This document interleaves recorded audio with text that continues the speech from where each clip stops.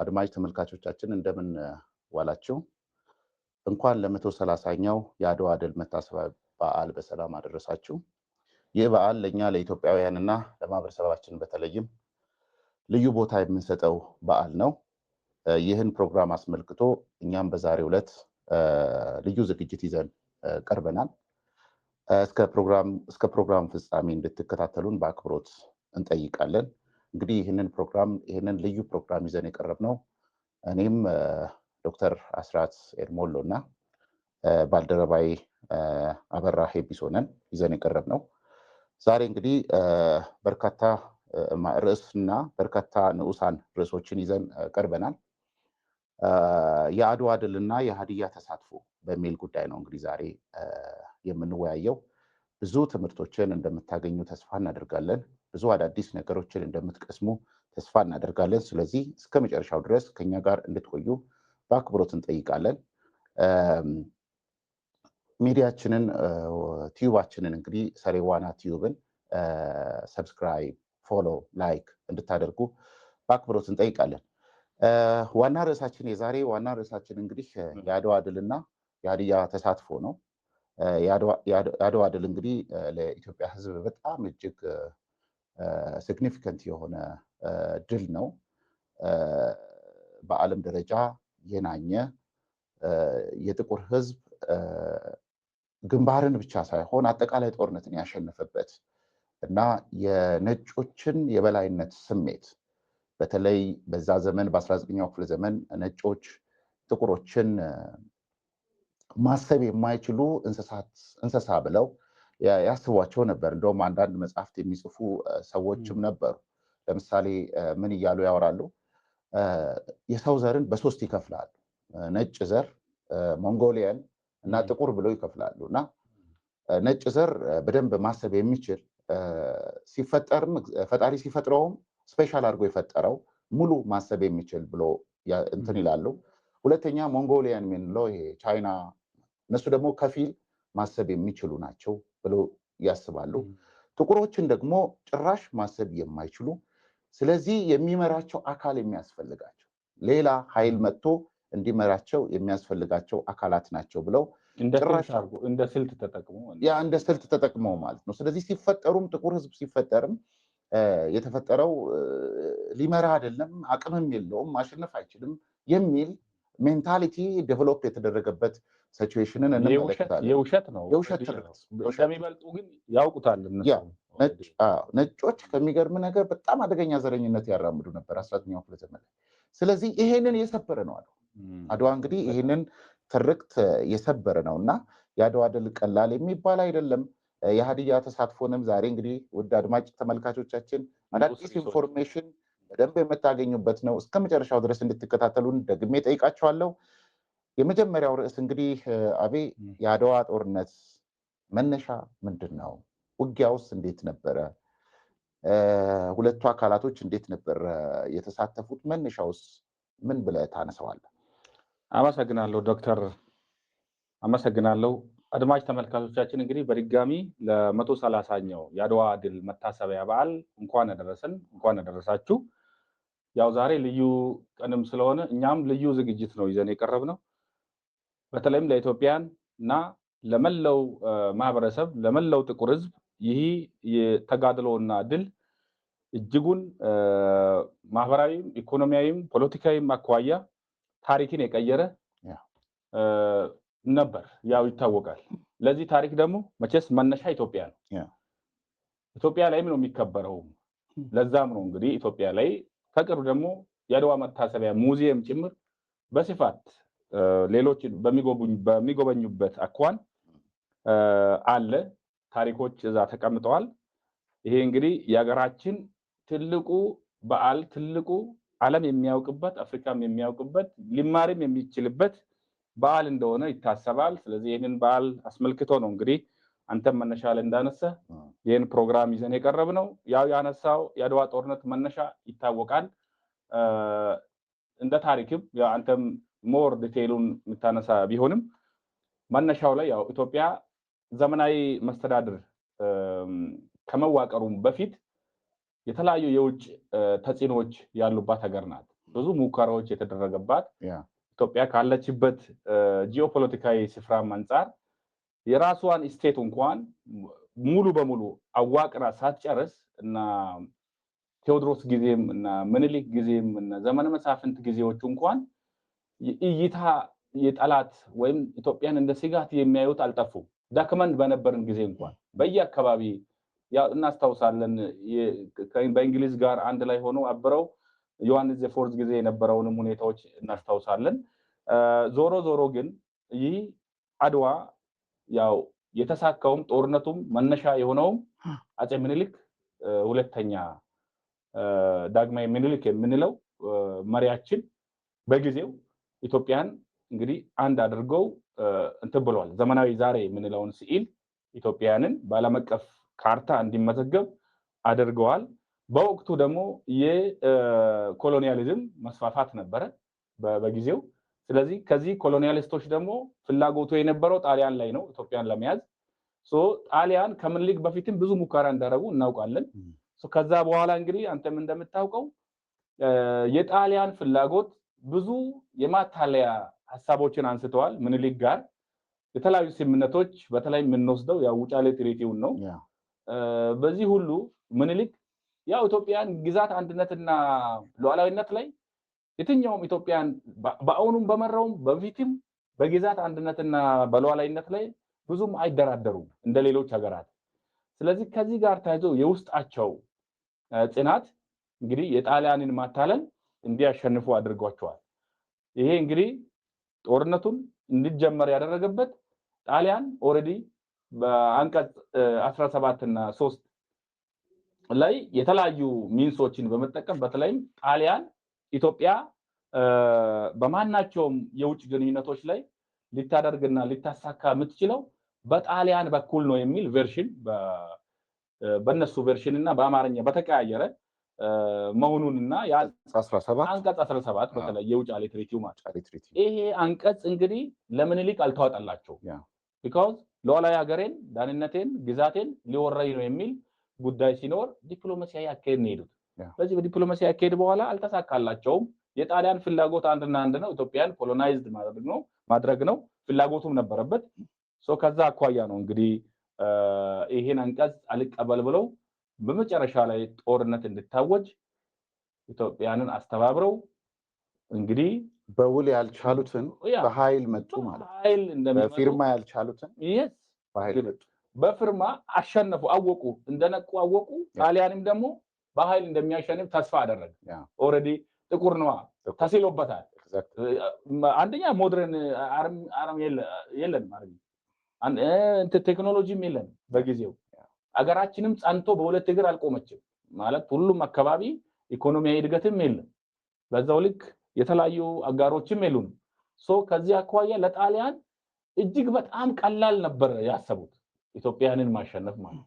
ነገር ግን ገና በቅጡ በእንትኑ ፉል ፍሌጅድ ሆኖ ሁሉም ሰው እንኳን በፊት የነበረ እሴት ቢኖርም ሀገራዊ አንድነትና ግዛት ላይ ጭምር ክፍተት ቢኖርም ለወደፊት ማን ያውቃል ይሄ ሀገር ቢወረርብን የተሻሻለ አገዛዝ እንኳን ቢመጣልን ለኛ ምን የትኛው ሀገር ላይ እንሆናለን የሚል እጅግ ከፍተኛ የሆነ ዛሬ ላይ እንኳን ለመወሰን በጣም የሚያስቸግር በጊዜው ያለው የኢትዮጵያን መንፈሰ ጥንካሬያቸው እጅግ በጣም የሚገርም በዛ ልክ አስበው ምኒልክ ምንም ውስንነት ቢኖርባቸው አገዛዝ ችግር እንኳን ቢኖርባቸው አገርን አንድ ለማድረግ ሲሄዱ አንዳንድ ቦታ ላይ ጉልበት አንዳንድ ቦታ ዲፕሎማሲም ተጠቅመው አስኮርፏቸው እንኳን ቢሆን ህዝቡ ያሰበውን አስባል ማህበረሰቡ ነገ የተሻለ ይሆናል። የተሻለ ግን የሚሆነው ምን ላያረግ ነው ምን ቢያረግ ነው አሁን ከጠላት ሲመክት ነው የሚል ከፍተኛ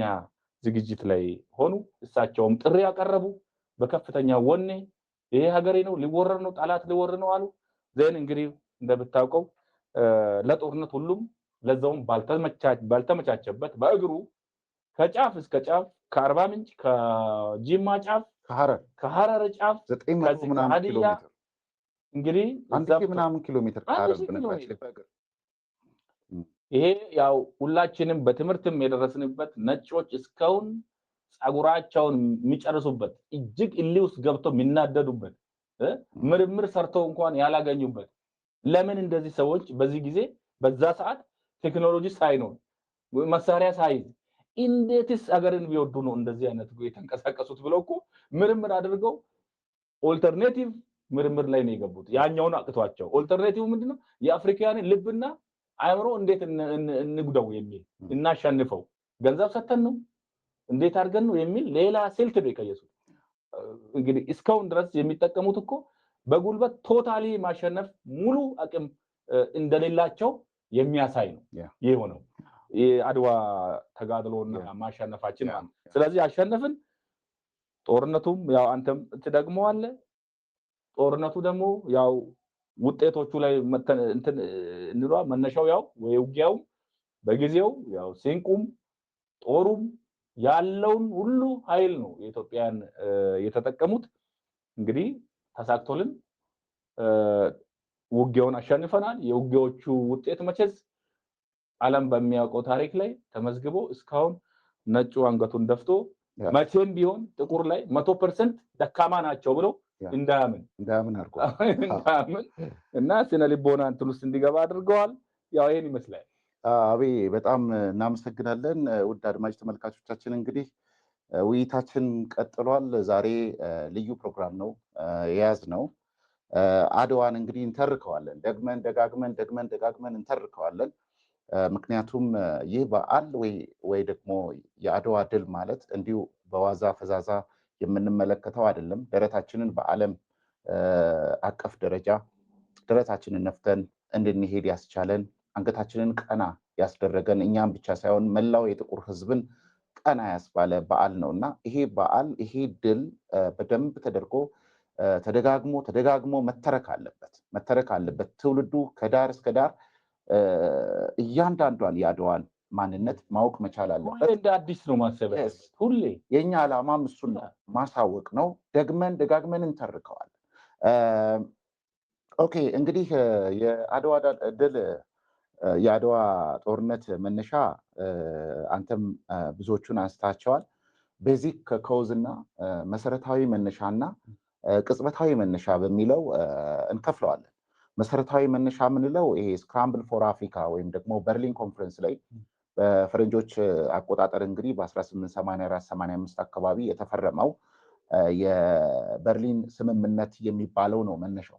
እንግዲህ አፍሪካን በወረቀት ላይ እንደ ቅርጫ አውሮፓውያን የተከፋፈሉበት ቅኝ ገዢዎች እነ እንግሊዝ፣ እነ ጀርመን፣ እነ ፈረንሳይ፣ እነ ጣሊያን ጭምር የተቀራመቱበት የተከፋፈሉበት እሱ አንዱ መሰረታዊ መነሻ ነው ማለት ነው። ስለዚህ በዛኛው ቅርምት ውስጥ የጣሊያን ኢንትረስት ሆርን ኦፍ አፍሪካ ላይ ነበር። ሆርን ኦፍ አፍሪካ ወይም ደግሞ ቀይ ባህር አካባቢ ላይ ዶሚኔት ማድረግ ነበረ የጣሊያን ፍላጎት ማለት ነው። ስለዚህ ጣሊያኖች እንግዲህ ከእንግሊዝ ሴራ ጋር ተያይዞ በተለይ ከስክራምብል ፎር አፍሪካ በኋላ ከእንግሊዝ ሴራ ጋር ተያይዞ ጣሊያኖች ምጽዋን አሰብን ቀድሞ ያዙ። ከዛ ምጽዋን ያዙ። ከዛ ቀስ በቀስ እየቦረቦሩ ኤርትራን ያዙ። ኤርትራን ከያዙ በኋላ ነው እንግዲህ ኢትዮጵያን ለመያዝ መጀመሪያ ሀሳባቸው እኮ ውጫሌ ትሪቲ እንደ ቅጽበታዊ መነሻ ነው አይደለም ነው። መጀመሪያ ሀሳባቸው በውል ኢትዮጵያን ፕሮቴክቶሬት ውስጥ መክተት ነው፣ ወይም ደግሞ ይሄ ከፊል ቅኝ ግዛት የምንለው ነገር ነው። ፕሮቴክቶሬት ማለት የካይንድ ኦፍ ቅኝ ግዛት ነው እና በውጫሌ ትሪቲ አማካኝነት ኢትዮጵያን ምን ውስጥ ለመክተት ነው ማለት ነው? በቅኝ ግዛት ውስጥ በፕሮቴክቶሬት ውስጥ ለማስገባት ነበረ። ያለምንም ጦርነት ኢትዮጵያን እዛ ውስጥ ለማስገባት ነበረ። ለዚህም ነው አንቶኖሊ እንግዲህ የጣሊያን ጠቅላይ ሚኒስትር ተወካይ የጣሊያን መንግስት ተወካይ በኢትዮጵያ መጥቶ የውጫሌን ውል የፈረመው አንቶኖሊ ነው። እንግዲህ ውድ አድማጭ ተመልካቾቻችን የማን ተወካይ ነው? የፍራንሲስኮ ክሪሲፒ ተወካይ ነው። ፍራንሲስኮ ክሪሲፒ በዛ ሰዓት የጣሊያን ጠቅላይ ሚኒስትር ነበረ። የእሱ ተወካይ ነው እንግዲህ እዚህ መጥቶ እሱን ወክሎ ክሪሲፒን ወክሎ ነው ከአጼ ሚኒሊክ ጋር በ1889 ዓ.ም ይሄንን የውጫሌ ውልን የተፈራረመው። የውጫሌ ውል በጣም አወዛጋቢና ለጦርነቱ የመራን አንቀጽ 17 ነው። አንቀጽ 17 ላይ እንግዲህ አንቶኖሊ ክደት ፈጽሟል። ክደቱ ምንድን ነው? በአማርኛ የተጻፈውና በጣሊያንኛ የተጻፈው ጽሁፍ እንዲለያይ ሆን ብሎ ተሰርቷል በጣሊያን በኩል። በኢትዮጵያ በኩል ያሉት ደግሞ ብዙም እንዳልነቁ ይነገራል። ጳውሎስ ኞኞ ምን ይላል መሰለ? አለቃ ታዬ የሚባል ምሁር በዛ ዘመን ይህንን ተንኮል ስለነቃ ቀድሞ ኧረ እነዚህ ሰዎች ተንኮል ሳይሰሩ አይቀሩም ብሎ ለአፄ ምኒልክ ነግሯቸዋል ይባላል።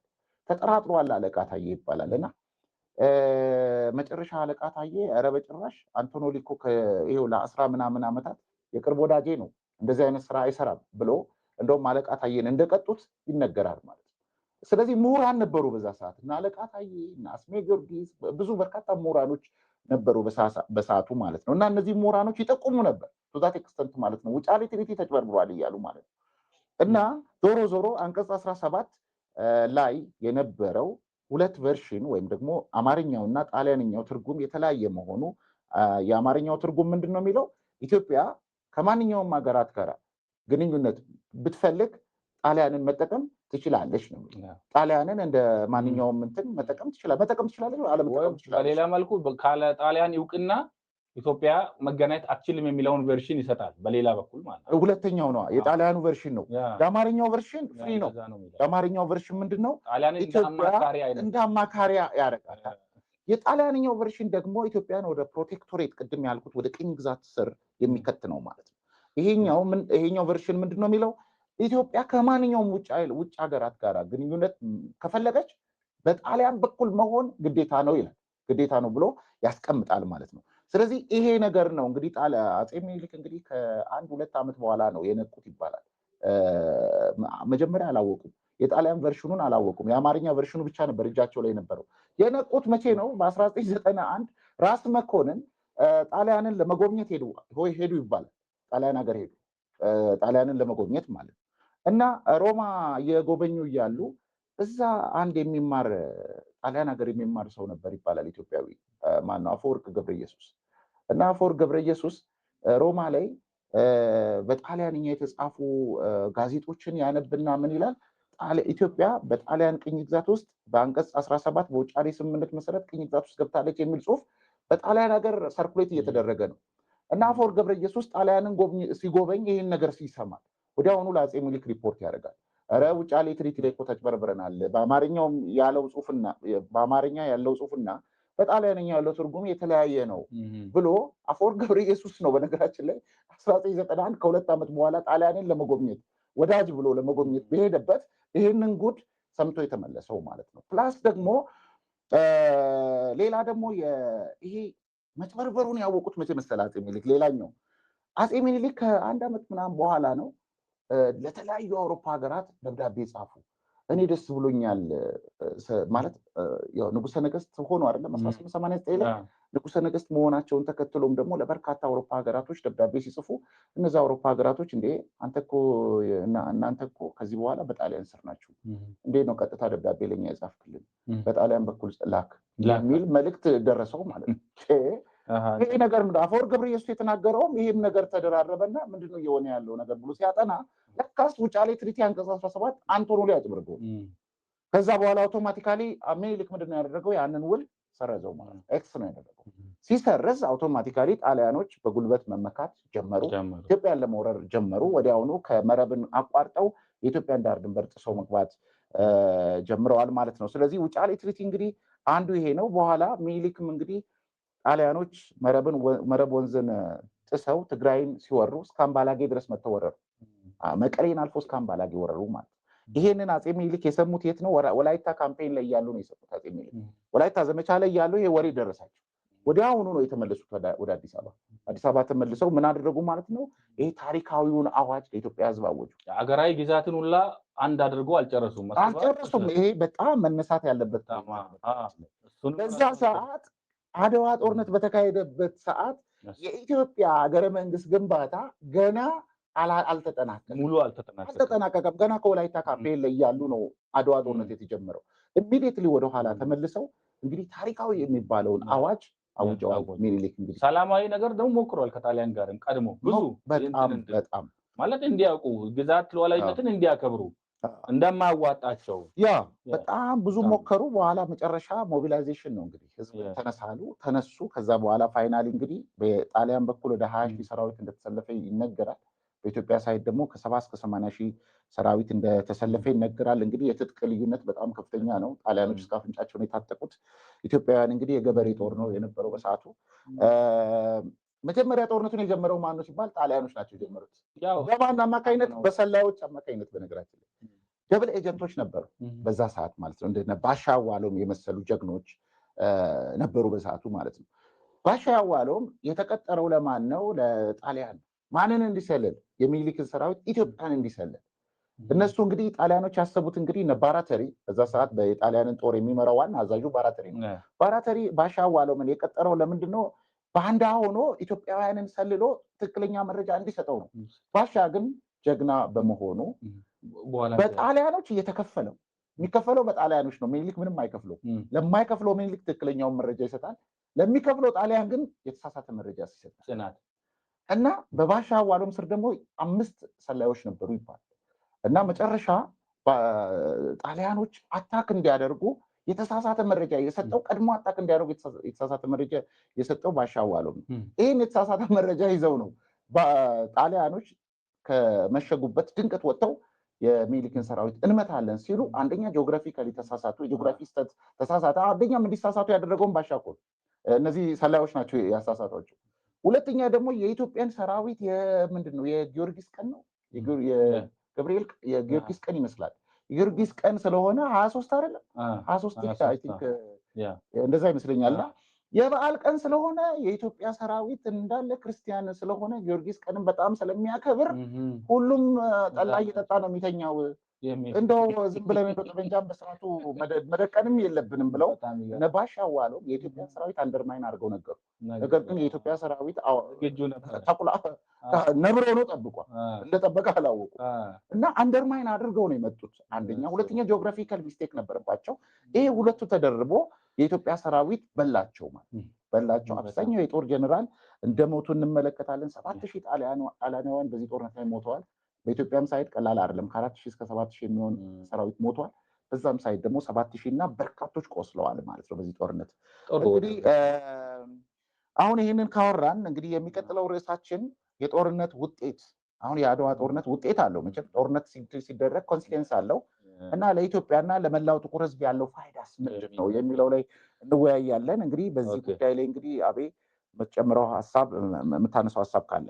ኦኬ ጥሩ። እንግዲህ ያው ከሰዓት አንጻርም ቁም ነገር እንድትጨብጡ ያው በጣም ዲቴይል ትውልድ አለ ከዚህ የሚሰማ እዚህ የምትከታተሉን የተከበራችሁ አድማጭ ተመልካቾቻችንም ለልጆቻቸው ይሄን ታሪክ በአንክሮ እንዲያውቁት ትውልድ የሚመጣው ትውልድ አውቆ የሁሉም ደግሞ ገድል መሆኑ ተደምረው ነው ይሄን ገድል እንግዲህ ያመጡት። ምኒልክም ለብቻቸው በጊዜው ባለው በዛው ድክመት ለዛው ሊያመጡ አልቻሉም። እንግዲህ የዚህ ጦርነት ተጋድሎ አሸንፈናል። ያሸነፍነው ግን እንዲሁ በቀላሉ አይደለም። ዋጋ ተከፍሏል። የሰው ህይወት ተቀጥፈዋል። የንብረት ውድመቶች አሉ። አካባቢውን እንግዲህ እርሻውን ትቶ አራሱን ትቶ ሄደ ወታደር ነው። ለዛው ወኔና መለኮታዊ ኃይል በለው እንግዲህ የገበሬ ሰራዊት ነው።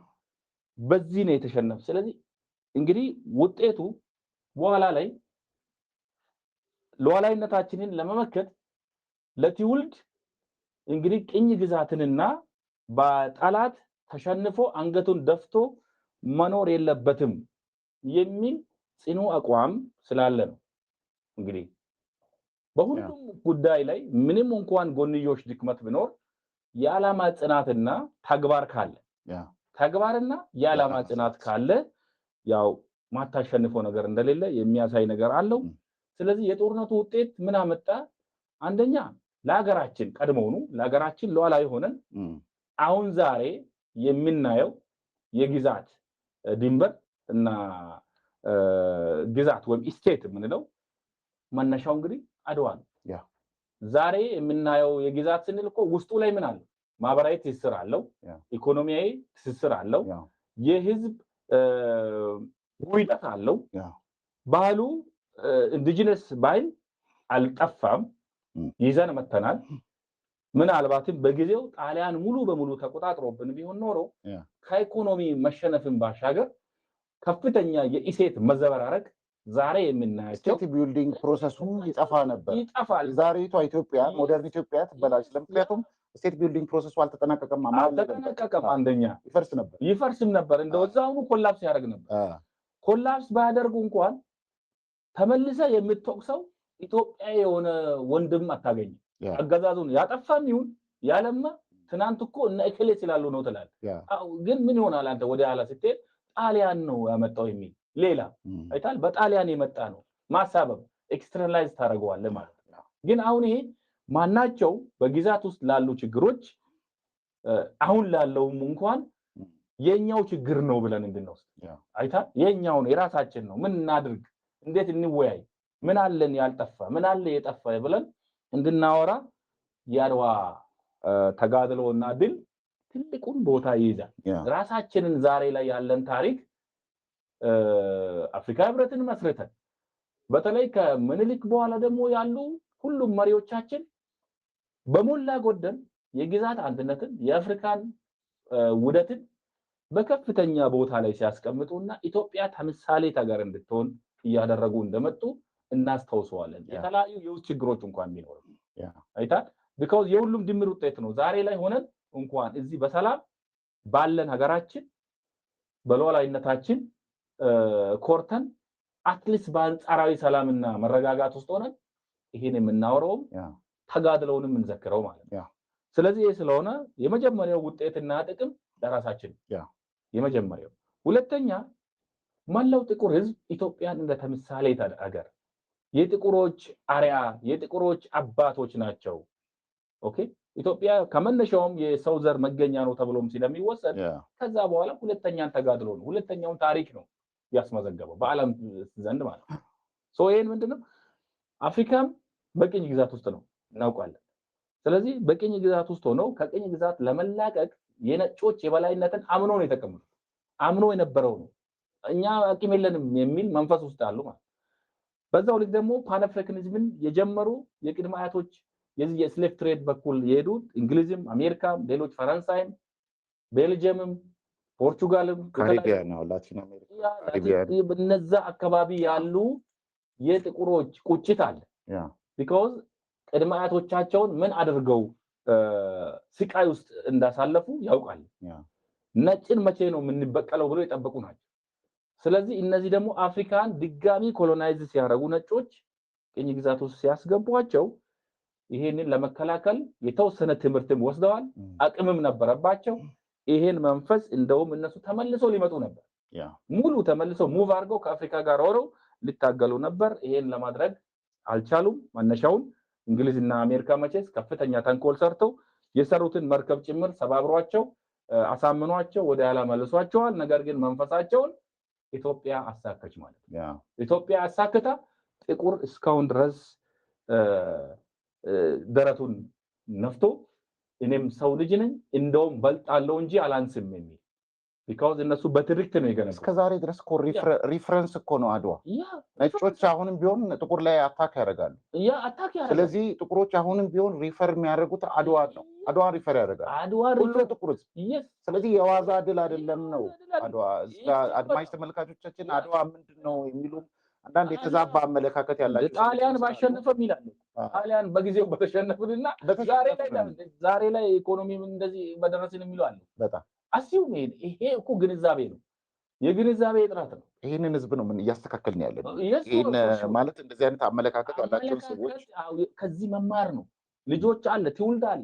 በተለያዩ ውስንነቶች ውስጥ አድዋ ድል እንደ ድክመት ሳይሆን እንደ ትልቅ አይደለም ኢትዮጵያን ጥቁሮችን ሙሉ ወደ ነፃነት ማማ ላይ ያመጣ የራሳቸውን ሉዓላዊ ሀገርን እንዲወዱ እንደውም ከዛ በኋላ የተለያዩ መነሻዎችን የአእምሮ የጭንቅላት የአይኩ ብልጠት ማለት ጥቁሮቹ እንደሚበልጡ በተለያዩ መድረኮች ነጮች ጭምር ፈልገው መጥተው በተለያዩ ካምፓኒዎቻቸው ላይ ትልቅ ስራ ዛሬ ላይ ለደረሱበት ነጮች ደረስን ለሚሉት ለማናቸውም እድገቶች በእርግጠኝነት የጥቁር ተሳትፎ ያነሳ አይደለም።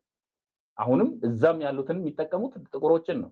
ከዛ ግን ፉካራቸው ነጭ በላይ ነው የሚል ፉካራ ነው ይዞ የሚመጡትና ይሄ ፉካራ ግን የትም የማይደርስ መሆኑን አድዋ ትልቁን ትምህርት ሰጥተዋል። ከዛ በኋላ ጥቁሮች በየእንትናቸው በየዘርፋቸው ጥቁር መቼም አንሶ ነጭ እንደፈለገ ተቆጣጥሮ የሚኖር ዓለም የለም የሚል የሙግትና የትግል ስልቶች ተቀይሰው አሜሪካ ላይም ጥቁር አሜሪካን አፍሪካኖች እና ማርቲን ሉተር ኪንግ ሌሎችም እና ሮዛ ፓርክስ የተለያዩ እጅግ በጣም የታወቁ ጥቁሮች እንደ ቅርብ ጊዜ እና ኦባማ ፕሬዝዳንት እስከሚሆኑ ድረስ ጥቁሮች በየትኛው መድረክ ላይ ተሸማቀው ነጭ ላይ አያውቁ ባይዜ በድፍረት ነው የሚያወሩት። ስለዚህ ለዚህ ድፍረት ውጤቱ አድዋ ነው ብለን መውሰድ እንችላለን። ኤግዛክትሊ ሌሎች ሀገራትም ያሉ ጥቁሮች በዚህ ልክ ነው። ለነ ሉተር ለነ ማልኮም ኤክስ ለነ ሮዛ ፓርክ በኋላ ለመጣው ትውልድ ለጥቁር ትውልድ አሜሪካንም ካሪቢያን አካባቢ ደረታቸውን ነፍቶ እኛም እኮ ማሸነፍ እንችላለን። የመቼ አሸነፋችሁ ሲባል አድዋን ሪፈረንስ በቂ ሪፈረንስ ያስቀምጣሉ። ከዛ በኋላ ለጥንካሬያቸው መነሻና መንፈስ እንደ አንድ ሳይኮሎጂካል ሬዲነስ እንዲኖር አድርገዋል። አሁንም ወደፊትም ይሄ የሚቀጥል ነው የሚሆነው። ይሄ ፍትሃዊ ዓለም እስከሚገኝ ድረስ አድዋንም እንደ ሪፈረንስ የጥቁርንም ኢኩልነት እኛ እንበልጣለን አለ። ጥቁር ከማንም የሰው ዘር ጋር እኩል ነው። የቀለም ልዩነት ለአቅም ማነስ መነሻ አይደለም የሚል ጉዳይ ነው ሊኖር የሚችለው። ስለዚህ ውጤቶቹ ዘርፈ ብዙ ናቸው። ይሄን ማለት ነው የሚችለው። ወደ ማህበረሰባችን ተሳትፎ ደግሞ መግባት እንችላለን። አሁን በዚህ እንትን ላይ ውጤቶች ስናነሳ እኔም ትንሽ ያከላል አድርግና ወደ ማህበረሰብ ተሳትፎ ቀጥታ እንገባለን። አጠር አድርጌ ሀሳብ ላንሳ። እንግዲህ የአድዋ ጦርነት እንደተጠናቀቀ አድማጭ ተመልካቾቻችን እንግዲህ ወዲያውኑ የተፈረመው የአዲስ አበባ ስምምነት የሚባለው የአዲስ አበባ ስምምነት ወዲያውኑ ነው፣ በዛው ዓመት ላይ ነው የተከናወነው። የአዲስ አበባው ስምምነት በኢትዮጵያ መንግስትና በጣሊያን መንግስት መካከል የተፈረመ ነው። አሁን ማንና ማን እየተፈራረሙ ያሉት ማለት ነው? አሸናፊና ተሸናፊ። አሁን አሸናፊ የተሻለ አድቫንቴጅ ይዛል፣ በዚህ ስምምነት ማለት ነው። አድቫንቴጅ ይዛል። ስለዚህ ኢሚዲየትሊ ጣሊያን ለኢትዮጵያ ሉዓላዊነትና ነፃ ሀገርነት እውቅና ሰጠች በዚህ ስምምነት። ይሄ ነበር የተፈለገው፣ ተደረገ ማለት ነው። ወዲያውኑ ያንን ስምምነት ተከትሎ በርካታ ሀገራቶች መጥተው ኤምባሲ ቆንጽላ ጽሕፈት ቤቶቻቸውን አዲስ አበባ ላይ ከፈቱ። እነዚህ ቆንጽላ ጽሕፈት ቤቶች አዲስ አበባ ላይ መከፈታቸው ምልክቱ ምንድነው? ለኢትዮጵያ ሉዓላዊነት በማስረጃና እንትን ምንድነው በትክክለኛው ኮንክሪት የሆነ አስቀመጡ ማለት ነው። አንድ ሀገር መጥቶ ቆንጽላ ጽሕፈት ቤቱን ከፈተ ማለት አንቺ ሉዓላዊ እንደማለት ነው። ቆንጽላ ጽሕፈት ቤታቸውን ከፍተዋል። ጣሊያን ሀገር ላይም አድዋ ጦርነት ኮንሲኩዌንስ አለው። በነገራችን ላይ ፍራንሲስኮ ክሪስፒ ከስልጣን ለቀቀ፣ ተዋርዶ ማለት ነው። ከስልጣን ለቀቀ። ባራተሪ የጦር ጀነራሉ ታስሯል። እዚህ የአድዋ ጦርነትን ጣሊያኖችን የመራው ባራተሪ የሚባለው ጀነራል ባራተሪ ታስሯል። ጣሊያን ሀገር ታስሯል። ለጣሊያኖች ከፍተኛ የሆነ ሂሙሌሽን ነበር፣ ውርደት ነበረ፣ በጣም ውርደት። ለመጀመሪያ ጊዜ ነጭ ህዝብን አንገት ያስደፋ ነው እኛ ነን። የነጭ አንገት መደፋት ምክንያት እኛ ሆንን። በጣም ተዋረድን ነው። ኢት ዋዝ ቬሪ ሂሙሌሽን። በነገራችን ላይ ይሄ ሂሙሌሽን ነው አይደለ? ከ40 ዓመት በኋላ እኮ ሞሶሎኒ እኮ ለበቀል የመጣው እኮ ይህን ሂሙሌሽን ውርደት ለመፋቅ ነው ተመልሶ የመጣው ማለት ነው። ሌላኛው እንግዲህ አቤት ቅድም አንተም አንስተሃል፣ ፓን አፍሪካኒዝም ነው ውጤት፣ የአድዋ ውጤት ማለት ነው። ከሚገርም ነገር አድዋ ጦርነት ከተካሄደ ልክ በ4ኛው ዓመት ላይ ነው የመጀመሪያው የለንደን ጉባኤ፣ የፓን አፍሪካኒዝም የለንደን ጉባኤ የተካሄደው ማለት ነው። ስለዚህ ይሄ ማለት ምን ማለት ነው? አድዋ ጦርነት እንደተካሄደው እንዳበቃ ኢትዮጵያ እንዳሸነፈች ወዲያውኑ መላው ዓለም ላይ ያሉ ጥቁሮች ደስታቸውን ነው የገለጹት። ደስታ ከመግለጽ በተጨማሪ ደግሞ ተሰባሰቡ። ለካኛ ጥቁሮች ከተሰባሰብን እንደ ኢትዮጵያ ማሸነፍ እንችላለን የሚል የኢትዮጵያኒዝም ስፕሪት አፍሪካ ኢትዮጵያኒዝም ስፕሪት ተቀጣጠለ። ኢትዮጵያኒዝም ቸርች ሁሉ እኮ ተከፍቷል።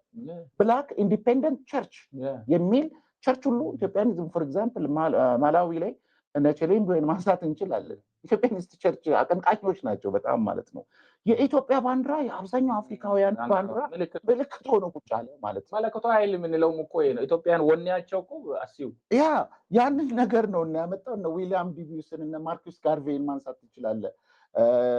ለፓን አፍሪካኒዝም ለመላው አፍሪካኒዝም ለመላው ጥቁር ህዝብ መሰባሰብ ትልቅ ምክንያት፣ ደረት መንፋት ትልቅ ምክንያት፣ ሪፈረንስ እንደ ሪፈረንስ ይጠቀማሉ። ነጮች አታክ ሲያደርጓቸው አይ እኛም ከተሰባሰብን እኮ እኛም ስፔሻል እኛም ዘርነን እኮ እኛም እኩል ነን ከእናንተ ጋር ለማለት አድዋን ይጠቀማሉ ማለት ነው። ሌላኛው ሳይኮሎጂካል ሊብሬሽን ነው። ቅድም ያልነው ሳይኮሎጂካል ሊብሬሽን ነጭ ስፔሻል ነው የሚለው ሜንታሊቲ እንትን ያደረገ ነው። በኋላ አፍሪካ ሀገራት ከቅኝ ግዛት ለመውጣት እንግዲህ በርካታ እንትን መነሳሻ የሆናቸው የአድዋ ጦርነት ነው። በአድዋ ጦርነት ምክንያት ነፃ የሆነችው ኢትዮጵያ ለበርካታ ጥቁር ህዝብ ነፃነት ታጋዮች እንደ ቤዝም እንደሆነች ባለፈውም ስናነሳ ነበር። እነ ማንዴላ መጥተው ሲሰለጥኑ ነበር ካይንድ ኦፍ ዛት። ስለዚህ እነዚህ በሙሉ የአድዋ ድል ኮንሲኩዌንስ ናቸው። ውድ አድማጭ ተመልካቾቻችን፣ አሁን ቀጥታ የሀዲያ ህዝብ ተሳትፎ በአድዋ ጦርነት የሚለውን ፖይንት እንግዲህ ማንሳት አስፈላጊ ነው ብዬ አስባለሁ። እንግዲህ ውድ አድማጭ ተመልካቾቻችን የአድዋ ጦርነት በሚካሄድበት ሰዓት የሀዲያ አካባቢ ወደ ኢትዮጵያን ስቴት ውስጥ ተጠቃሏል። ግን አብዛኛው የተወሰኑ የኢትዮጵያ ክፍሎች ግን ወደ ኢትዮጵያ ስቴት ውስጥ ያልተጠቃለሉ፣ በተለይ ወደ ፔሪፌሪያል ኤሪያ ዳር አካባቢ የሚኖረው ህዝብ ግን ወደ ኢትዮጵያን ስቴት አልተጠቃለለም። ያ ማለት ምን ማለት ነው? የኢትዮጵያ ሀገረ መንግስት ግንባታ ሂደት ገና መስመር ላይ መንገድ ላይ ያለ ነው። ጣሊያኖች ኢትዮጵያን እየወረሩት ማለት ነው። እንግዲህ በዚህ መሀል አዲስ ወደ ኢትዮጵያን ስቴት የተጠቃለለው የሀዲያ ህዝብ ሪስፖንሱ ምን ነበረ? ማን ነው ይዞት የሄደው? እንዴት ተሳተፈ? የሚለውን ጉዳይ እንግዲህ ማንሳት ያስፈልጋል። ምክንያቱም 1896 ማለት የሀዲያ አካባቢ ወደ ኢትዮጵያን ስቴት ከተጠቃለለ ገና 3 ዓመት 4 ዓመት እንደሆነው ነው። ምክንያቱም ሙሉ በሙሉ የሀዲያ አካባቢ ወደ ኢትዮጵያን ስቴት የተጠቃለለው ሙሉ በሙሉ ለምሳሌ ባደዋቸው 1894 ላይ ነው። ከአድዋ ጦርነት ከ2 ዓመት በፊት ነው ባደዋቸው የተጠናቀቀው። ለምን? ከወላይታ ጋር ነው አንድ ላይ ባደዋቸው ኢንኮርፖሬት የተደረገው ግንባር ስለነበራቸው ማለት ነው። የተቀረው የሀዲያ ህዝብ ግን ከ1891 እስከ 1893 ድረስ ነው ወደ ኢትዮጵያን ስቴት ውስጥ የተጠቃለለው እና አድዋ ጦርነት ሲከናወን እኮ የሀዲያ ህዝብ ገና ወደ ኢትዮጵያን ስቴት የተጠቃለለው ገና እንጭጭ ነው። ፍሬሽ ነበር። ፍሬሽ የኢትዮጵያን ስቴት አካል ነበረ እና እንዴት ተሳተፈ? ማን አሳተፈው? በምን አይነት ወኔ የተሳተፉ የሚለውን ነገር መቼም ወቅታዊውን ታሪካዊውን ሲቹዌሽን እየተረዱ መናገርም አስፈላጊ ስለሆነ ነው። በዛሬ ሆነን የዛን ዘመንን እንዳንተች በዛሬ የሀዲያ ሜምበርሺፕነት በኢትዮጵያን ስቴት ውስጥ ያላትን ሜምበርሺፕነት እያየን ሳይሆን በዛ ሰዓት ሀዲያ ህዝብ ምን ነበረ? አድዋ ጦርነት ሲካሄድ በኢትዮጵያን ስቴት ውስጥ የነበረው ቦታ የት ቦታ ነበረ የሚለውንም ነገር እያነሳን ብንሄድ ጥሩ ነው። እስኪ በዚህ ጉዳይ ላይ አቤ እንደው የምታነሳው ሀሳብ ካለ? እኔም አጠር አድርጌ ነው የሚያነሳው። ዲቴይሉን አንተም ታነሳዋለህ። ትክክል ነው። እንግዲህ ይሄ የአድዋ ጦርነት የመላ ኢትዮጵያን ተጋድሎ ነው። እንግዲህ ተደምሮ ነው ሰዎቹ ያሸነፉት ብለን ነው የምንወስደው። ምክንያቱም በአንድ በኩል የሄደ ብቻ ወይም በአንድ በኩል እይታ ተግባሩን ብቻ የውስጥ የመንፈስ አንድነት ጭምር ያለበት ነው። ስለዚህ የሁሉም በጊዜው ዳግማዊ ምኒልክ ቅስቀሳ አድርገዋል። ትክክል ነው። ቅስቀሳው ሲደረግ ይታወቃል። አንተም እንዳነሳው ሁሉም ስቴት ውስጥ አልገባም። በዚህ በማዕከላዊ ስቴት ሞደርን ስቴት ብለን በምንጠራው ውስጥ የገቡትም ደግሞ ገና ናቸው።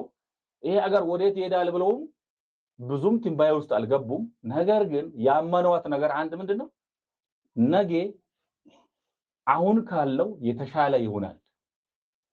ምክንያቱም ይሄ ማህበረሰብ የኔ ነው፣ ተሳስሬ ያለው በጉልበትም አንዱን በሌላም አንዱን ግን ደሜና ስጋዬ አንድ ነው። እችን ቆዳውን ኢንቴግሪቲውን ካጣውኝ በጠላት ሲወረር የባሰ ይመጣ ይሆናል እንጂ አሁን ካለው የሚያንስ አይሆንም የሚል የዓላማ ጽናትን አስብ እዚህ ላይ። ስለዚህ ይሄ በመሆኑ ምንድነው ሀዲያም እንደ ማህበረሰብ የሀገር ሂሉና ወደፊት የሚመጣው እድል ላይ ስነ ልቦናዊ ጥንካሬም የዓላማ ጽናትም እንግዲህ ያስፈልጋል ሀገር ሲኖር ነው ሉዓላዊ ኢንቴግሪቲ ያስፈልገኛል የሚል ጥያቄ መብቴ እንኳን ቢኖር እዚህ ውስጥ ነው መናገር የሚችለው የሚል ዓላማ ጽናት በመኖሩ ነው እንግዲህ ይሄን ሁሉ ጦርን ይዘው እንደ ማህበረሰብ ከሌሎች ጋር አንድ ሆነው እንግዲህ በተለይም ጦርን የሀዲያን ኃላፊነት የወሰዱ ፊታውራሪ ጌጃ ገሪቦ የምንለው አንጋፋ በጣም ታዋቂ እና በምኒልክ ጊዜም እንደውም በተለያዩ ጦርነቶች አድዋ ላይ ከአድዋም በፊት ባሉ የጣሊያን ወረራዎች ውስጥ እጁ ያለበት ሰዎች የታወቁ መሪዎች ናቸው የጦር መሪዎች ናቸው እንግዲህ ያንን አሳይመንት ተቀብለው ፊታውራሪ ጌጃ ገሪቦ እንግዲህ ብዙ ቅስቀሳ አድርገዋል እንደውም እስከ 5000 ኦልሞስት ስንት ነው ቁጥሩ የወታደሮቹ ወደ 5000 ሰራዊት በላይ ማለት ይሄንን በጊዜው ሞቢላይዝ ማድረግ ቀላል አይደለም ሶ ቀድሞ ነው እንደውም የተነሳሱት ማለት ነው በጊዜው ቀድሞ ተነሳስተው መርተው አዲስ አበባ ላይ ቀድሞ ከሌሎች አዲስ አበባ ላይ ደርሶ ያው ሴንትራል ኦርጋናይዝድ የሚሆነው አዲስ አበባ ላይ በጊዜው ስለዚህ እዛ አካባቢ ላይ ሰፈሩንም እንደውም ጌጃ ሰፈር ተብሎ ተሰይመው ወታደሮቹ ካምፕ ውስጥ አቆይቷቸው እንቅስቃሴ ለአድዋ ሲጀምር ፊት መርተው ለዚህ ጦርነት ተጋድሎና ማሸነፍ ትልቅ ቦታ እንደያዙ ታሪክ ይዘክራል እውነትም ነው ስለዚህ አድዋ የሁላችንም ድል እንደሆነ ምናወራው ለዚህም ነው እንጂ የሆነ ታሪክ ወይ ባልሆነ ታሪክ ወይም እውነታ ላይ ሆነን አይደለም ይሄ እኛ ምናወራው ለሁሉም ለሌሎች ማህበረሰብም ጭምር ሌሎች ማህበረሰብም በየኃላፊነታቸው በየአቅማቸው ልክ ለዚህ ገድልና ድል ቦታ አላቸው መሪነቱን ትልቁን መሪነት ዳግማዊ ምኒልክ ወስደው በጊዜው በመለኮታዊም በመንፈሳዊ ጥንካሬም በዓላማ ጽናትም እና አገሪቷ ደግሞ እንድትቀጥል ያደረጓቸው አስተዋጽኦ ያንበሳውን ድርሻ ቢወስድም ሌሎቹ ግን ባይኖር ይሄ ድል ይመጣል ወይ ብለህ ካሰብክ አይመጣም ሁሉም ማህበረሰብ እስከነ ቅሬታው ቢኮዝ ሀገር ለማስፋፋት ጦርነት ነበር በዚህ ውስጥ የተጎዱ ሰዎች ለምን እሱ ነው እንደ ትናንት እኔን ገለው የለም እንደ አይልም አላለምም ጭምር ይሄ ዛሬም መቅረት ያለበት ቫሉ ነው ብዬ የሚያስበው ይሄንን ነው ትናንት እንደዚህ ሆነዋል ዛሬ ይሄን ያደረገው እኔ ዛሬ ገላለሁ እንጂ ለምን ከሱ ጋር ተባበረ አይባልም ቢኮዝ የዓላማ ጽናት ለአንድ ሀገር ነው ለሉዓላዊነት ነው የሚበልጥ ጠላትን ለማሸነፍ ብለን የሚታበረው እንጂ ለሌላ ብላ ለትውልድ እኮ ባርነትን አላሻግርም ብለን ነው ተሳትፎ የምታረገውና በዚህ ተሳትፎ ውስጥ እንደማበረሰብ ሀዲያ ትልቁን በጊዜው ባለው ውስንነት ባሻገር የነገይቷን ኢትዮጵያን በማሰብ በዓላማ ጽናት በገንዘቡ በዩቀቱ በወኔው ሀገርን ለማቆየትና እስከዛሬ የሚቀጥልበት ነው ከዛ በኋላ የተለያዩ ጦርነቶች ላይ ከፍተኛ ፊት ወጥተው ኮሎኔል በዛብን ማንሳት ይችላል ሌሎች ብዙ የጦር ጀግኖች ለአገር መስዋዕት እየሆኑ እና ሀገርን እያቆዩ አሻራቸውን እያኖሩ በደማቸው ባጥንታቸው በስጋቸው አገርን እያቆዩ እንደመጡ እናስተውሳለን በዩቀትም በዛው ልክ ምናስተውሰው ነው የሚሆነው እንደ ሌሎች ማህበረሰብም መሰረት የያዘ ተጋድሎ አድርገው የዛሬን ኢትዮጵያ በሁላችንም ትግል እዚህ አድርሰናታል ወዴት እናደርሳለን ለሚለው አሁንም የጋራ ስምምነትና ተጋድሎ እንደሚያስፈልግ ነው የሚታየኝ ይሄ ነው እንግዲህ ተጨማሪ ተሳትፎ ደግሞ ዲቴይል ማንሳት እንግዲህ አቤ ብዙ ነገር አንስተሃል ትክክል ነው እንግዲህ ቅድም እንዳነሳ ነው የሀዲያ ህዝብ አድዋ ጦርነት በተጀመረበት ታይም ጊዜ አዲስ ገባር የነበረ ህዝብ ነው አዲስ ወደ ገባር ስርዓት አዲስ የገባ ህዝብ ነው እንዴት ተቀሰቀሰ አዲስ ገባር ሆኖ የገባ ህዝብ ገና ወደ ኢትዮጵያን ስቴት ውስጥ ከተጠቃለለ 2 ዓመት 3 ዓመት የሆነው ህዝብ እንዴት ሆኖ ወደ ጦርነት ውስጥ ተቀስቅሶ እንዴት ሆኖ ተሳትፎ እንዴት በወኔ ስለ ኔሽን ስቴት ወይም ደግሞ ስለ ምንድነው ስለ ሀገረ መንግስት ገብቶት ስለ ኢትዮጵያን ስቴት ገብቶት እንዴት ይሄን ያህል ኪሎ ሜትር 900 በላይ ኪሎ ሜትር ተጉዞ በእግሩ ተጉዞ እንዴት ተዋጋ የሚለው ነገር መነሳት ያለበት ነገር ይመስለኛል አይ ቲንክ ከአድዋ ጦርነት በፊት ይሄን አካባቢ ሲያስተዳድር የነበረ ሰው ማን ነው የሚለው ነገር በርካታ ጸሐፍት በተለያየ አንግል ያነሳሉ። ይሄን አካባቢ ሲያስተዳድር የነበረን ሰው አንዳንድ ሰዎች ራስ አባተ ቧያሌው ነው የሚሉ ሰዎች አሉ። ነገር ግን እኔ ባገኘሁት ማስረጃ መሰረት በተለይም የራስ አባተ ቧያሌው ማኑስክሪፕትን በኢንስቲትዩት ኦፍ ኢትዮጵያን ስተዲስ ውስጥ ቁጭ ብሎ ተቀምጧል።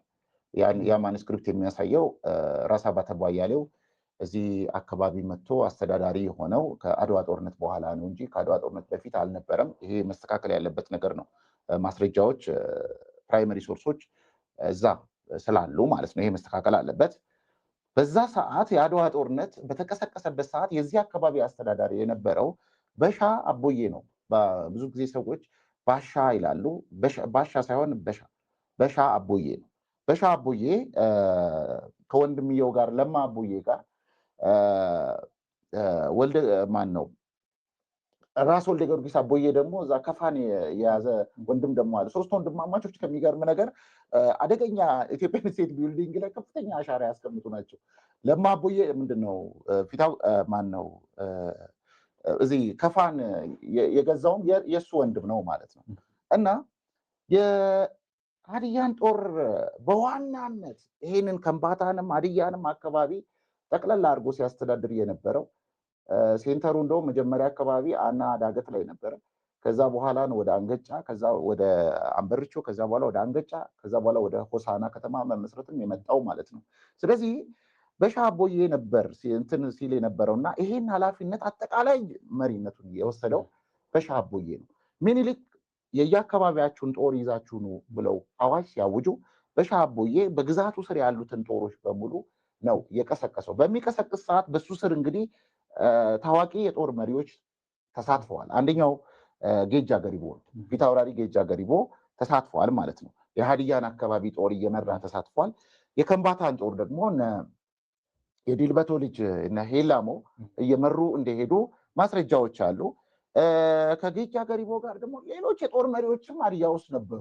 በነገራችን ላይ እዚህ ጋር ታሪኮች እንዳይደበዝዙ ጥንቃቄ ማድረግም አስፈላጊ ነው። በወኔና በሞራል በምንሄድ ሰዓት ብዙ ነገሮች እንዳይደበዝዙ ፈራለሁ እና ስለዚህ ከጌጃ ገሪቦ ጋርም ደግሞ ሌሎች የጦር መሪዎች ከተለያየ አካባቢ የዘመቱ የሀዲያ የጦር መሪዎችም ተሳትፈዋል በዚህ ጦርነት ላይ ማለት ነው። እና ጌጃ ገሪቦ ግን ፊት አውራሪ ስለነበረ የበሻ አቦዬን የዋናውን የሀዲያን ጦር በፊት አውራሪነት ሲመራ የነበረው ከፊት ሆኖ ሲመራ የነበረው ጌጃ ገሪቦ እንደሆነ ምክንያቱም ታይትሉን ፊት አውራሪ እንደመሆኑ መጠር ከፊት መሪ ነው።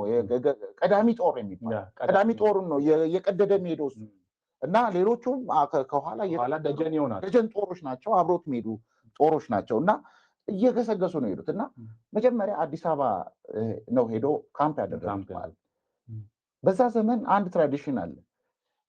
ጦር ካምፕ ሲያደርግ በእግሩ ስለሚሄድ ደክሞት ስለሚደርስ በተለይ አዲስ አበባ አካባቢ ከዚህ በእግሩ ሄዶ ደክሞት ስለሚደርስ አንድ ሳምንት የሚያክል ያርፋል። እዛ ቦታ ካምፕ የሚያደርግበት ቦታ ተሰጠው በአፄ ምኒልክ ማለት ነው። ጌጃ ገሪቦ እዚህ ጋር አረፍ፣ ፊት አውራሪ ሾንኮሩ እዚህ ጋር አረፍ፣ ፊት አውራሪ መንገሻ አትክም እዛ ጋር አረፍ ተብሎ ቦታ ተሰጥቷቸዋል። ጌጃ ገሪቦ ቦታ ተሰጥቶታል። አሁን አብነት በሚባል ልደታ አካባቢ ጌጃ ሰፈር በሚባል ቦታ ላይ ቦታ ተሰጥቶት ሳምንት አርፏል። እዛ ቦታ ሳምንት አርፎ ጦሩን አሳርፎ ከዛ በኋላ ነው ተነስቶ ወደ አድዋ የዘመተው። ከማ ጋር ብቻውን አይደለም፣ በባሻ አቦዬ ጦር ስር በመሆን ነው። የባሻ አቦዬ ጦር ቀዳሚ የመሪ ጦር በመሆን ሲገሰግስ የነበረው ማለት ነው። እና ሄዶ መጀመሪያ የደረሰው የት ነው? የሀዲያ ጦር የከምባታ ጦር የደረሰው የት ነው ከተባል አምባላጌ ነው የደረሰው። አምባላጌ ላይ ጣሊያኖች አምባላጌ ተራሮች ላይ ሰፍረው ነበሩ ጣሊያኖች ማለት ነው። በከፍተኛ ሁኔታ ተራራውን ይዘውታል። ስለዚህ የበሻ አቦዬ ጦር የሀዲያው ጦርን የያዘው የበሻ አቦዬ ጦር የት ደረሰ ማለት ነው? አምባላጌ ደረሰ። እዛ ጋር ደግሞ ሌሎች የኢትዮጵያ ጦሮች ከሀረር ሁሉ የመጣው የኢትዮጵያ ጦር በራስ መኮንን የሚመራው ጦር እዛ ጋር አለ። ከነሱ ጋር ነው የተቀላቀሉት ማለት ነው። ስለዚህ በሜጀር ቶዘሊ የሚመራ የጣሊያን ጦር ነው አምባላጌ ተራሮችን ይዞ የነበረው በሰዓቱ። ስለዚህ በዚህኛው ጦርነት ላይ እነ ፊት አውራሪ መንገሻ ማን ነው እነ ፊት አውራሪ ገበየው እንግዲህ ጀብድ እንደሰሩ ይነገራል አምባላጌ ጦርነት ላይ። ከዛ በኋላ የሀዲያ ጦርን ተቀላቅሎ ከሌሎች ጦር ጋር ተቀላቅሎ የአምባላጌ ተራሮችን አስለቅቆ ቀጥታ ወደ መቀሌ ነው የገሰገሰው ይሄ ጦር። ወደ መቀሌ በመገስገስ ከነማን ጎን መሰለ የሀዲያ ጦር የሚሰለፈው? ሞስት ኦፍ ዘ ታይም ከነ ሸንኮሩና ከነ መንገሻ አቲከም ጦር ጋራ ጎን ለጎን ነው የሚሄደው። አሰላለፉ ራሱ እንደዛ ነው። ከዛ በኋላ ሜጀር ቱዘሊን አምባላጌ ላይ ካሸነፉ በኋላ ቀጥታ ፊት ለፊታቸው ላይ መቀሌ ነበር። መቀሌ ላይ ጣሊያን ምሽግ አለ። ያንን ለማስለቀቅ ከፍተኛ ጥረት በተደረገበት ውጊያ ላይ የፊት አውራሪ ጌጃ ገሪቦ ጦር እዛ ላይም ተሳትፏል። መቀሌን በማስለቀቅ ረገድ ውጊያ አድርጎ መጨረሻ አልተሳካላቸውም። የኢትዮጵያ ጦር የመቀሌን ምሽግ ማስለቀቅ አልቻሉም። ባለመቻላቸው የተነሳ እቴጌ ጣይቱ እንግዲህ ጀብድ እንደሰራች ይነገራል። እዛ ቦታ ላይ ውሃውን ቆረጠች ይባላል። ውሃ መቁረጥ የሚባል የመቀሌ እንትን ላይ ውሃውን ቆረጠች ይባላል። ከዛ በኋላ የሀዲያ ጦር ብዙ ዋጋ ከፍሏል። በነገራችን ላይ ውሃው ከመቆረጡ በፊት እኮ የኢትዮጵያ ጦር ያንን ምሽግ ለማስለቀቅ ብዙ መስዋዕትነት ከፍሏል። በዛ መስዋዕትነት ውስጥ የደጃዝማች በሻቦዬ ጦር ስር ያለው የሀዲያና የከምባታ ጦር ብዙ መስዋዕትነት እዛ ቦታ ላይ ከፍሏል። ከዛ በኋላ ቀጥታ ወደ አድዋ ነው ምሽጉን ካስለቀቁ በኋላ ሶስተኛው ውጊያ አድዋ። በነገራችን ላይ አንድ ውጊያ አይደለም፣ አምባላጌ አለ፣ መቀሌ አለ፣ ሶስተኛው ዋናው አድዋ ጦርነት አለ ማለት ነው። አድዋ ሲደርሱ በአምባ ኪዳነ ምሕረት ሳይድ ነበረ የሀዲያው ጦር የተሰለፉ ከነ ሸንኮሩ ከነ መንገሻ አቲከም ጎን ለጎን በመሆን አስተላለፍ አላለ ቦታ ይሰጣቸዋል። ሚኒሊክ ሲያሰማራ ቦታ ይሰጣቸዋል። ከከምባታ ከሀዲያ አካባቢ መጣችሁ በዚህኛው ሳይድ፣ ከእንትን በኩል የመጣችሁ በዚህኛው ሳይድ። ስለዚህ በአምባ ኪዳነ ምሕረት ነበር ቦታ የተሰጣቸው ለውጊያ ግንባር ማለት ነው። እዛ በኩል እንግዲህ ውጊያ ሲደረግ የመጨረሻው ውጊያ የአድዋ ጦርነት አሁን ዛሬ የምናከብረው የመጨረሻው ውጊያ ሲደረግ መሪያቸው በሻቦዬ እነ መንገሻ አቲከም ተገደሉ በጦርነቱ ላይ ማለት ነው። ሲገደሉ ኢሚዲየትሊ መሪያችን ተገለዋል በሚል አላፈገፈጉም። ወደ አሁኑ በበቀል ነበር በከፍተኛው ሁኔታ በአምባ ኪዳነ ምሕረት በኩል ተዋግተው ተራራውን አስለቅቀው የጣሊያንን ጦር ደምስሰው ተራራውን አስለቅቀው የማረኳቸውን የጣሊያን ሰራዊትን እንዴት መሪያችን ገደላችሁ በሚል ቁጣ እዛው ለአፄ ሚኒሊክ አላስረከቡም ይባላል። የማረኩትን ጭምር እንደዛው ቢሸክኑ ያደረጉባቸው ማለት ያደረጉባቸውና በዛ ጦርነት እንግዲህ ሁለቱ ሰዎች ተሰውተዋል። ጌቻ ገሪቦ እንግዲህ በዛ ጦርነት አልተሰዋም። የተሰዋው መቼ ነው? ከ40 ዓመት በኋላ ነው። ሁለቴ የተሳተፈ ሰው ነው። በነገራችን ላይ ጌቻ ገሪቦ ብዙ ጊዜ አይነሳለትም። ጌቻ ገሪቦ ብዙ ጊዜ አይነሳለትም። ግን ጌቻ ገሪቦ ሁለቴ በአድዋም ተሳትፏል። እንደገና በማይጨው በተለምዶ ማይጨው እያልን የምንጠራው ማይጨው ብቻ አይደለም ጦርነት። በነገራችን ላይ የማይጨው ጦርነት እያልን ነው በተለምዶ የምንጠራው። በዛኛውም በዚህኛውም የተሰዋው እኮ በማይጨው ጦርነት በማይጨው ላይ ነው። ይሄ ሰውዬ ሁለተኛው ጦርነት ላይ እና ግን ሁለቴ የተዋጉ በሚል ሲነሳ ብዙ ጊዜ ታሪክ አንዳንዴ ማስረጃ ካላቀረብክ በደንብ አድርገህ ትርክቱን ካላቀረብክ ይረሳል። በናሽናል ሌቨል ይረሳል። አትፈርድባቸውም እዛን ስለ መርሳታቸው። ምክንያቱም እዚህ ጋር ያለው ማህበረሰብ ነው ጽፎ ማቅረብ ያለበት። ስለዚህ የጌጃ ገሪቦ ታሪክ እዚህ ጋር በሰነድ በማስረጃ በመረጃ በትክክሉ ለብቻው የበዛብህ ጴጥሮስ ሐውልት ቆሟል አይደል? የበዛብህ ጴጥሮስ ሐውልት ቆሟል። ሐውልቱ አለ፣ ግን ፉል ሰነድ አለ? እስኪ አንድ ሰው መጥቶ የዚህ ሰውዬን መጽሐፍ የዚህን ሰውዬ ታሪክ የሚያወራ መጽሐፍ ስጡኝ ቢል ምንድን ነው የሚያቀርቡት? የሆነች በራሪ ለሆነች በዓል ምናምን ያዘጋጇትን እሷን እንኩን ይሉ ነው። እና ፉል የተጻፈ መጽሐፍ ፐብሊሽ የተደረገ መጽሐፍ ፐብሊሽ በታዋቂ ጆርናል ላይ በታዋቂ እንትን ማተሚያ ቤቶች ላይ የታተመ በቂ መጽሐፍ ፉል መጽሐፍ ሊኖር ይገባል። ለበዛብህ ጴጥሮስም ጌቻ ገሪቦም ለሌሎቹም መጽሐፍ አለ። ሐውልት አቁመ መጽሐፍ ከሌለ ከንቱ ነው። ጌቻ ገሪቦ እያልክ እያወራ እዚህ ጋር ደግሞ ናሽናል ሌቨል ያሉ ሚኒስትሮች ሲረሱበት እንዴት ተረሳ ብለህ ዘራፍ ማለት አይደለም። አስጠንተህ ይኸውና ማስረጃ ብለን አቅርቡ መከራከር ነው ያለብህ። እና ኦቨርሉክ እየተደረገ ነው፣ እየተረሳ ነው ያለው። ይሄ ነገር እየተረሳ ነው። እሱ ብቻ አይደለም እኮ ንግስት ሌኒ ታሪክም እየተረሳ ነው። ንግስት ሌኒ እኮ ዳዋሮ ናት ይላሉ። እንደውም በቅርቡ በዛ ጉዳይ ላይ የምናቀርበው ፕሮግራም ይኖረናል። ውድ አድማጭ ተመልካቾቻችን እንደዚህ አይነት ማስረጃዎች ሊሰነዱ ይገባል እላለሁ። ቀጥታ ደግሞ አድዋ ለዛሬው ትውልድ ያለው ፋይዳና ግምገማ እንዴት ትመለከተዋለህ? በጣም ጥሩ አድማጭ ተመልካቾቻችን፣ በዓሉም ኢትዮጵያውያንና በማህበረሰባችንም ዘንድ ትልቅ ቦታ የሚሰጥ በመሆኑ እኛም በስሜት በምንችለው እውቀታችን ልክ በማስረጃዎች ተደግፈን እያቀረብን ያለነው ፕሮግራም ላይ በጣም ቁም ነገሮችን እና የዓላማ ጽናትን የኢትዮጵያንም ይሁን የሀዲያ ማህበረሰብን እና አጎራባች ማህበረሰብን ጽናት ለሀገር መቀጠል ምን ዋጋ እንደከፈሉ እንዴት እንደመጣን እንግዲህ ከኔም በላይ ከታሪክ አኳያ ከፍተኛ ተመራማሪም ስለሆነ ባልደረባዬ ዶክተር አስራት እጅጉን በጥልቀት አንስተዋል። ይሄንን ነው እንግዲህ ይሄ ድምጽ ከፍ እያለ እየተሰነደ መጽሐፍ እየሆነ በማስረጃ ተደግፎ በሁሉም ድምር ውጤት ሀገር ተገንብቷልም ወደፊትም ሊገነባ የሚችለው ሁሉም በሚወረውረው ጠጠር ተደምሮ ነው ፍሬም ያፈራው የሚለውን ጉዳይ ለማንሳት ያህል ነው። ስለዚህ ያው አድዋ ሁሉም የማረሰው እኛ እንኳን ብንረሳ ባይዘ አፍሪካን የሚረሱት አይነት ኩነት አይደለም ይሄ ተጋድሎ። ስለዚህ እኛ ደግሞ እንዳንረሳ ትልቁ ትርክት የሆነው ግራንት ናሬቲቭ ምንለው በአሁን ጊዜ የሚባለው አለ አይደል የወል ትርክት ተብሎ አሁን መንግስት መደመርን እንደዚህ አምጥተዋል። ኦሬዲ ፍልስፍና የፖለቲካ ፍልስፍና ነው ለኢትዮጵያም አዋጅ ነው ያለ ትክክል ነው። እኛም ታምነው እንደ ሙያም ታምነዋል። ይሄ ለምን እያንዳንዱ ሰው እንደ ብሔርም እንደ ቡድንም እንደ ግለሰብም የሰራቸው ስራዎች ድምር ውጤት ነው ዛሬ ኢትዮጵያ ብለን የምንጠራው ያመጣልን ማለት። ስለዚህ ይሄ ድምር ውጤት ያነሰ ቦታ መስጠት የለበትም ነው ዋናው ዓላማችን። የሁሉም ድምር ነው አሁንም አገርንም ሊያለማ የሚችለው የሚል ሂሳቤ ላይ እንድንገባ ከአድዋ ተምረናል። ስለዚህ ይሄ አድዋ በዛሬ ትውልድ ላይ እንደ ማህበረሰባችንም እንደ ሀገርም የቱ ጋር ያለው ግምጋማ የምትልም አለች እዚህ ውስጥ አንስተናቸዋል ማለት እንደ ኒውስ ሪስ ማለት ፋይዳው ኦሬዲ ዘርዝረናል።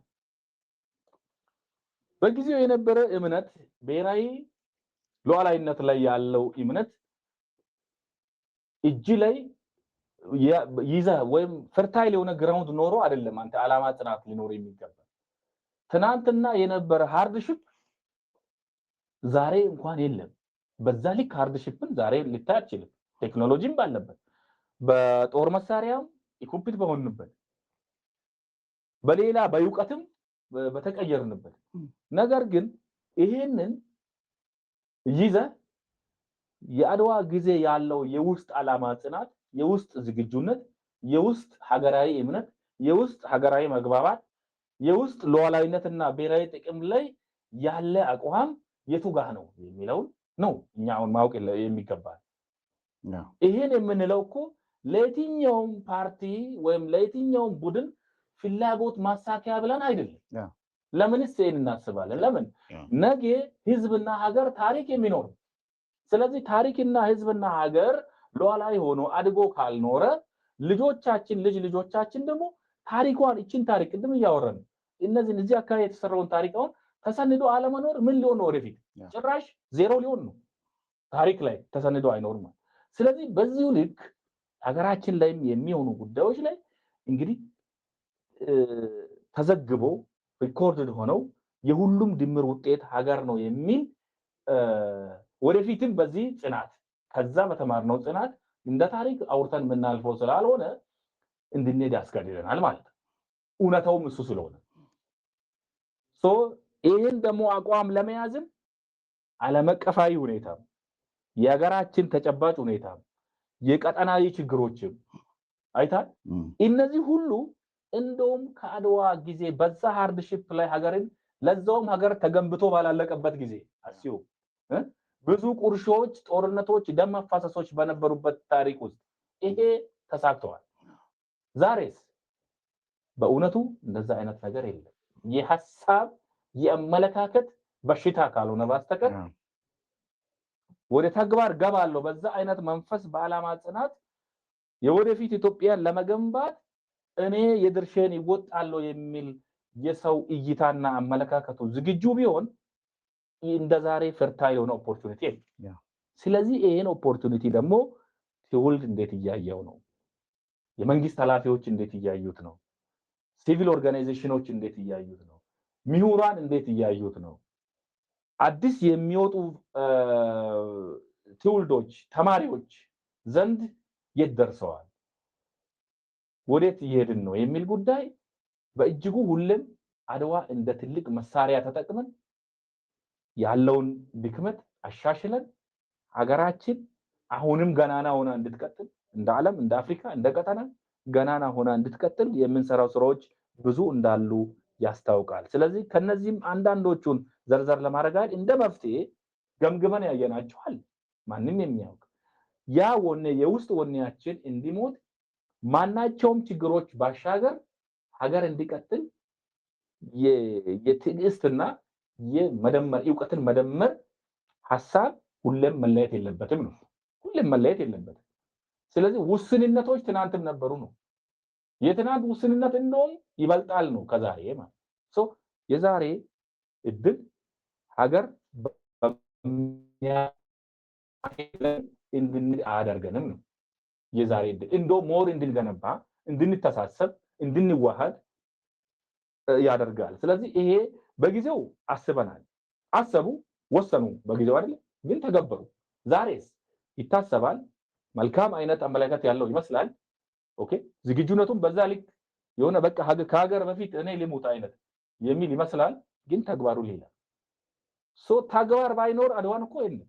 ወኔ አለ የስ ዓላማ ጽናት የስ አለ፣ ግን ተግባር ተደመረ ማለት ነው። ስለዚህ ዛሬ ላይ በእጅጉ የምናየው በአፍ ወይም በሰነድ ወይም በሆነ በሆይ ሆይ በፕሮፓጋንዳ ሀገሬ ምናምን የሚባለው ነገር ሁሉ በተግባር መታየት አለበት ነው። በተግባር ለማሳየት ደግሞ በአገዛዝ ውስጥ ያለው መንግስት ባለስልጣንም ፍትሃዊነትን፣ ሌብነትን በእጅጉ በመጸየፍ ከራስ በላይ ለህዝብ ልማትና ለህዝብ መበልጸግ ለትውልድ መቀጠል ራሱን መስዋዕት በማድረግ ልዩነቶችን የጥቅም ይሁን የተለያዩ ልዩነቶችን ወደ ጎን መተውን ህዝብ ሲለማ ሀገር እንደሚቀጥል ሀገር ሲለማ እንደሚከበር በማወቅ እና ነገም ሌላ ቦታም ኢትዮጵያ ሲባል ሁሉም በእኩልነት እንዲያስብ ትሪት እንዲያደርግ እነዚህ ስራዎች በእጅጉ ያስፈልጉናል። ዓለምም ውስብስብ ሆነዋል። ኢኮኖሚያዊ ሹክቻም በዝተዋል። ፍላጎቶቻችን ደግሞ እየጨመረ እንጂ እየቀነሰ አይመጣም።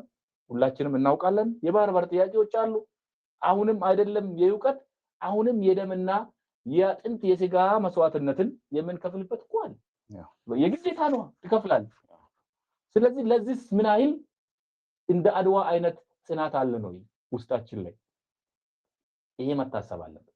ስለዚህ ለዚህ ዝግጁ ሆኖ መቆየት አለበት። ማንም የዋህ የለም። አንተን መጥቶ አግዞ ገናና ሀገር ሁን የሚል ሉዓላዊ ሀገር ሁን የሚል እኮ የዋህ የለም። ማንም የራሱን ህዝብ ነው ከቻለ ካልቻለ ፈርሶ ነው የሚኖረው ሁሉም ነገር። ስለዚህ ከመፍረሳችን በፊት ይሄ ሀገር ገናና ነው፣ ታሪኩም ገናና ነው፣ ተግባሩም ገናና ነው፣ ዓላማ ጽናቱም ገናና ነው። ወደፊትም ገናና ሆኖ እንዲቀጥል ለምን አንፈልግም?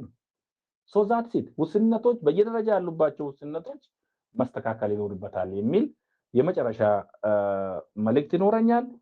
በእንተ በኩል አንስተን ፕሮግራሙን መዝጋት ይችላል። ኦኬ በጣም አመሰግናለሁ አቢ። በጣም ቆንጆ አይዲያዎችንና በተለይ ትውልዱን ሊያነጹ የሚችሉ በጣም ቆንጆ ሀሳቦችን አንስተሃል። አድዋ እንግዲህ ለዚህ ትውልድ አንድነትን ያስተምረናል። በተለይ አንድነትን በአድዋ ዘመን እኮ የኢትዮጵያ ህዝብ ኩርፊያ አልነበረበትም ወይ የሚለው ነገር መነሳት አለበት። ያንን ዘመን መቃኘት አለበት። አብዛኛው የኢትዮጵያ ክፍል በርካቶች የኢትዮጵያ ክፍል እኮ አዲስ ወደ ገባር ስርዓት የተጠቃለለ ክፍል እንደመሆኑ መጠን ኩርፊያ እዚህም እዛም ነበረ።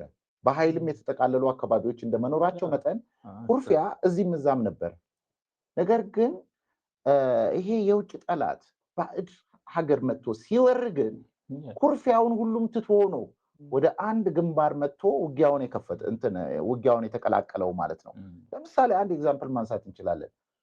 የአፄ ዮሐንስ ልጅ ይባላል፣ ግን ያው አይ ቲንክ ዳይሬክት ልጁ ባይሆንም እንደ ልጅ ነው የሚቆጠረው። መንገሻ ዮሐንስ እና አሉላ አባ ነጋ ልክ አፄ ሚኒሊክ ከአፄ ዮሐንስ ስልጣን ሲረከቡ ተቆጥተው የአባቴን ስልጣን እኔ ነኝ መረከብ ያለብኝ ብሎ ነበረ የጠበቀው መንገሻ ዮሐንስ ያጼ ዮሐንስ ልጅ ማለት ነው። አባቱ ሲሞት መተማ ላይ ሲያርፍ እኔ ቀበላለሁ ብሎ አባቱም አክቹዋሊ መተማ ላይ እያቃሰሱ እያሉ ኑዛዜ አድርገዋል። ለነማን እዛ ዙሪያ ለነበሩ መኳንንቶች እባካችሁን ስልጣኔን ለልጄ ለመንገሻ ዮሐንስ አውርሱት እኔማ መሄዴ ነው ብለው እዛችሁ እንደዛችን ኑዛዜ ተናግረው ነው ያረፉት። እና መንገሻ ዮሐንስ ስልጣኑን ለመረከብ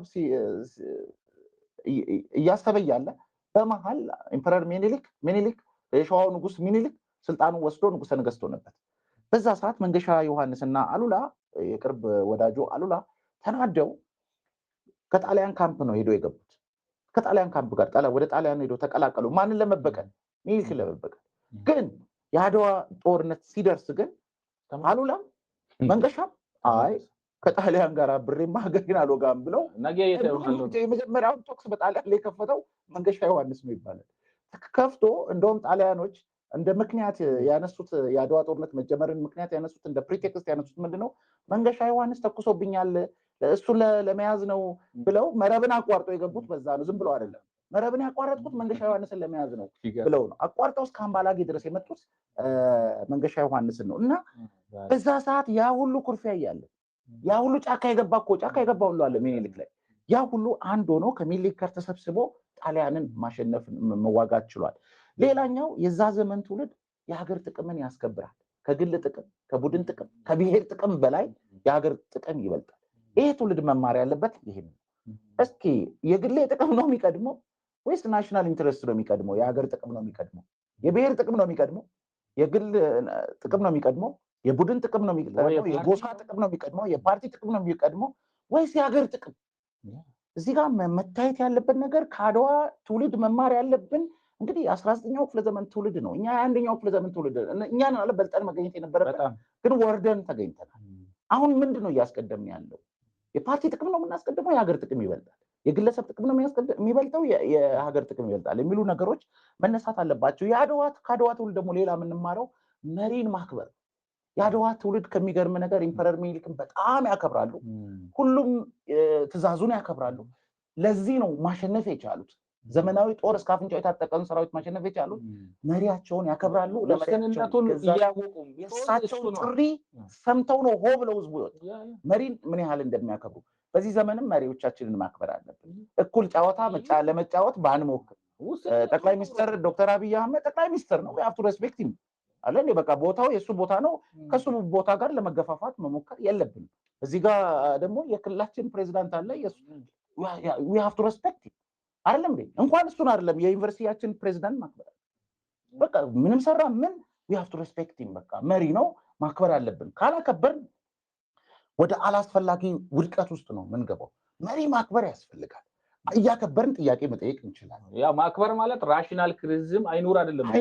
ራሽናል የሆነ ኮንስትራክቲቭ የሆነ የሱን ቦታ ላይ ልቀመጥ ያንተን ቦታ ላይ ልቀመጥ አንተ እንደዚህ ብላ አርጉሜንቱን ትታ ፐርሰናል ማድረግ ይሄ ተገቢ አይደለም። አንተ እንዲህ ነህ እንደዚህ መጣ እንደዚህ የሚል አይነት ነገር እናስታውሳለን። እዚህ አካባቢ የዞን ፕሬዝዳንት አለ መከራ you have to respect him። አንተ እንደዚህ አይነት የሆነ የግል ነገር ማድረግ የለብንም። ያ ነው ስልጣን ፍላጎት ምትል የግል ጥቅም ከግል ጥቅም ይልቅ አገር መቅደም እንዴት አድርጌ ከስልጣኑ ገሸሽ ላድርግ ነው አይነት እንጂ እኔ ምን ሰራለሁ አይልም እኮ ያ የሚመጣው እኔ ከሱ ተሽዬ ምን ሰራለሁ የሚያደርገው ነው ሀሳብ አይናገር የለውም። እና ክሪቲሲዝሙ እንደው ብላይንድ አይሁን ነው። ክሪቲሲዝሙ ኮንስትራክቲቭ ክርስቲያን ያስፈልጋል። ያ ማለት ግን ግለሰባዊ ጉዳይን እያነሳን ስልጣን አይመጥንም እንዲህ አይነት ነው እንደዚህ አይነት ነገር ነው አይባልም።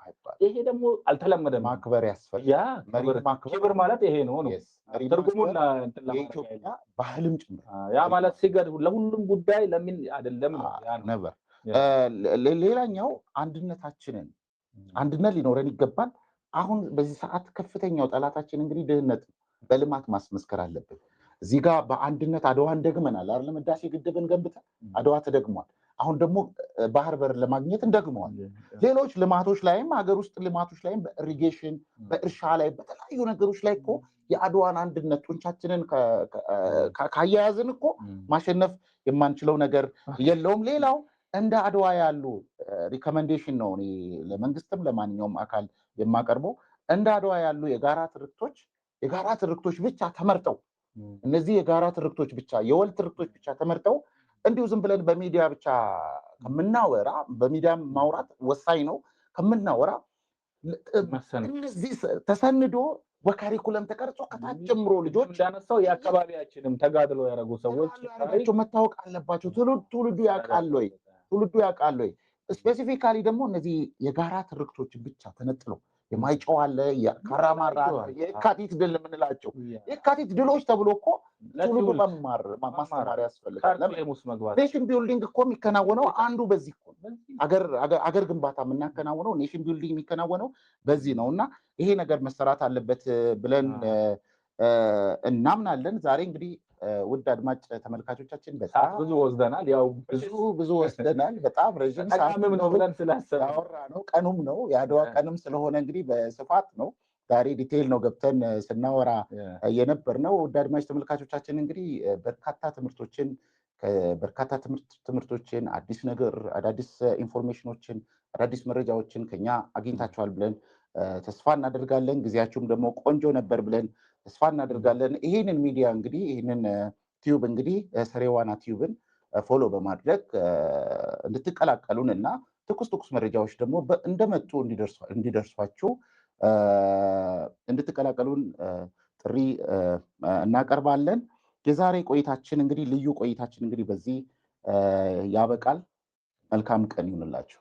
እናመሰግናለን።